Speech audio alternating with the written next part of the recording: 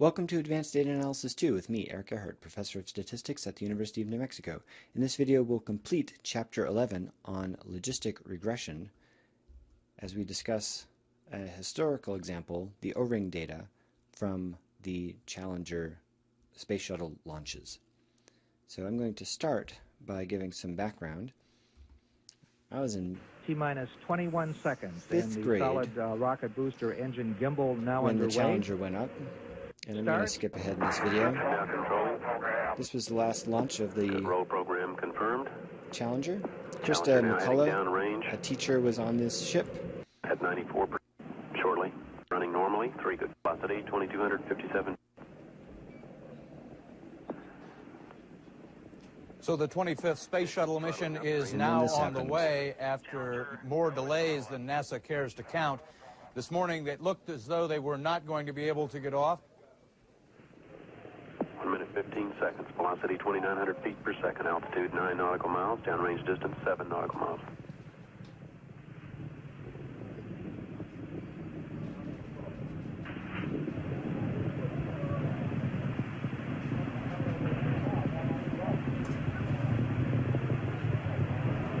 Looks like a couple of the solid rocket boosters blew away from the side of the shuttle in an explosion.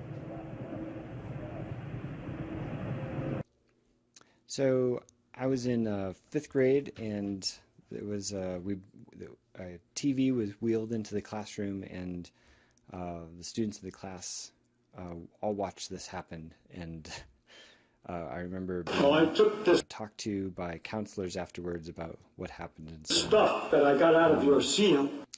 In follow-up hearings on this, physicist Richard Feynman gave this demonstration. He basically took a plastic O-ring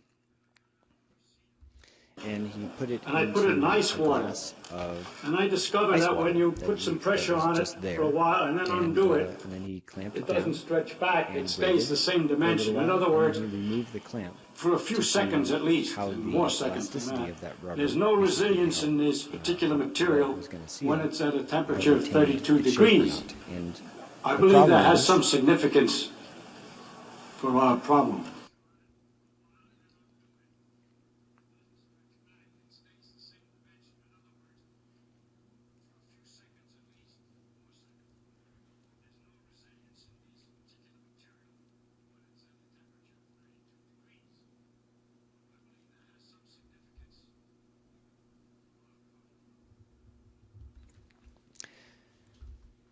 So that is the background for the O-ring data.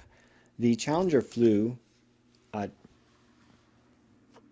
bunch of flights, and there were on both there were O-ring failures on the Challenger and as well as on other space shuttle launches, and so we're going to model the probability of failure with respect to temperature, because it was particularly cold that morning. It was 31 degrees Fahrenheit on that morning, particularly cold for Florida.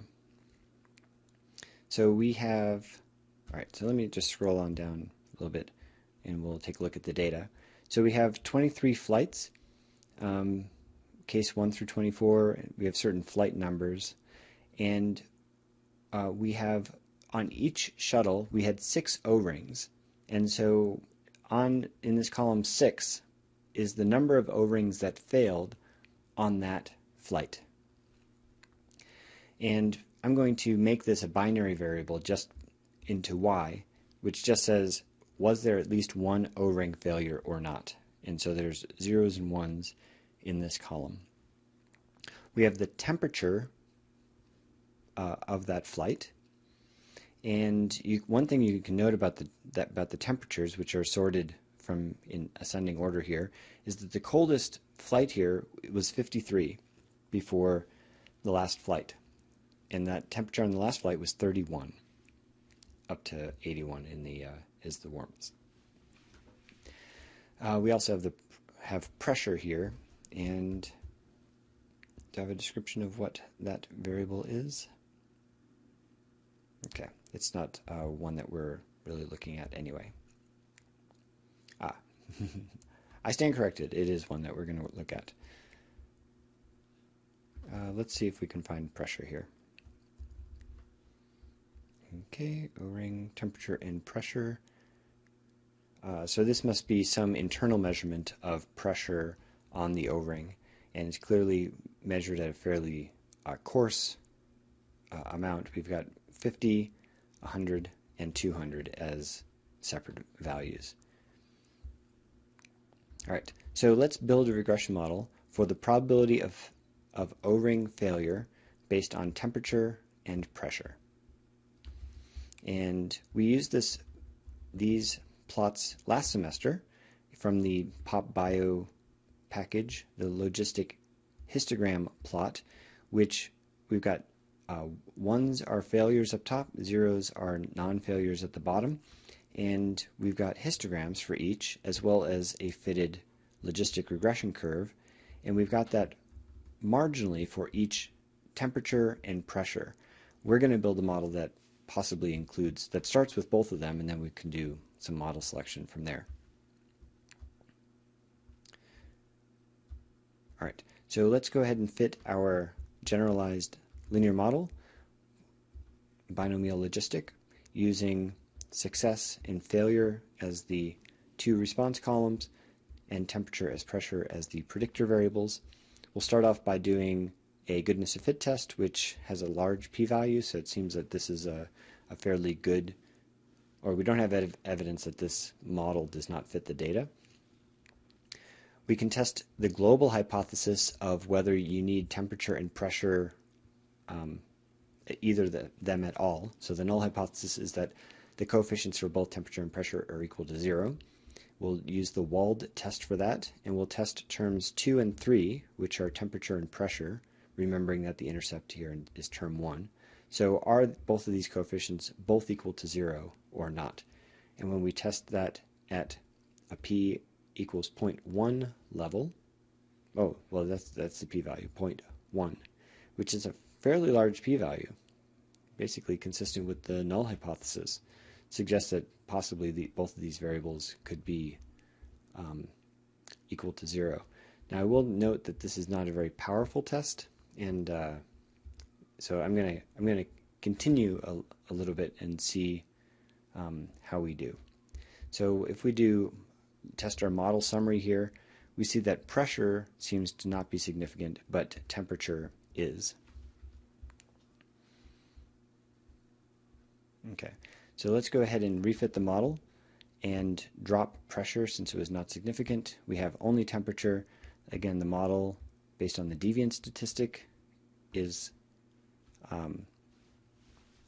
does not show lack of fit, and we have some dependency here on temperature, and we have a negative coefficient which says that as temperature increases, the probability of an O-ring failure decreases. Okay, which also means going the other way, as the temperature decreases, as it gets colder, the probability of failure increases. So we can go ahead and write out what the fitted model is by plugging in the coefficients. We can solve for the probability of at least one O-ring failure by writing the logistic regression or the logistic function. And here's where we get to the interpretations. So the Challenger was set to launch on a morning where the predicted temperature at liftoff was 31. If I scroll back up, just to remind myself, the coldest temperature before that was 53. So 22 degrees warmer was the coldest previous temperature observed. Given that temperature appears to affect the probability of O-ring failure, and I personally don't necessarily fault NASA for this. There are a gazillion, approximately, features in a space shuttle launch that all need to go right to have a success, and it's hard to think of every possible point of failure. But on the other hand, 31 degrees is well outside the operating range of probably several features. So what can we say about the potential for O-ring failure in this case? So clearly the launch temperature is outside the region for which the data were available. We have discussed that briefly already, and we really have no prior information of what's likely to occur way out in that direction. If we assume that the logistic model holds and we are willing to extrapolate all the way back to 31 degrees, then what can we estimate as the probability of the O-ring failure? So to answer this question, I'm going to augment the data with some missing values. And in fact, during an analysis, if you know you're going to make some predictions for particular values, you can augment the data set right away. So here I'm filling in the columns of the data frame, and I'm adding 5 values. So I'm going to basically add 5 temperatures. I'm going to go from 50, 45, 40, 35, and then 31, which was the launch temperature that morning. And the rest of the variables I'm going to fill in as missing, NA. And I'm going to repeat those 5 times. The only variable I really care about is temperature here. And I'm going to row bind the original data. I'm going to add up top these values here in shuttle.predict. So I'm going to add that to the shuttle data. I'm going to repeat just fitting the model with temperature. It will give me exactly the same model, and with the point here that I'm just going to be making those predictions. And just to look at some of the values here, rounding to 3 coefficients. I'm not sure why I'm showing you this, possibly just to show you that you can round data in a table. Fantastic. All right, so let's take a look at the same output that I typically do for these models. I build a big table that have the fitted values as well as confidence intervals for the fitted values. And here is that table. And now I remember why I put them up top. It's because these are ordered by temperature, and so I've got the coldest at the very top. So on the right-hand side, I have the fitted values. These are the probability of at least one failure. It starts very low at warm temperatures, and it increases quite steeply around 50 degrees. And by the time you get to 53, you're already at 94% that at least one will fail. And that's within the scope of the data. And if you start to extrapolate, you get to near certainty that you're going to have at least one O-ring failure. If we plot that data, here's the result.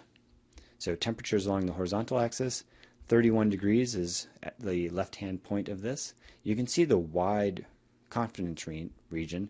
We only have 23 observations, so it's not a lot of data.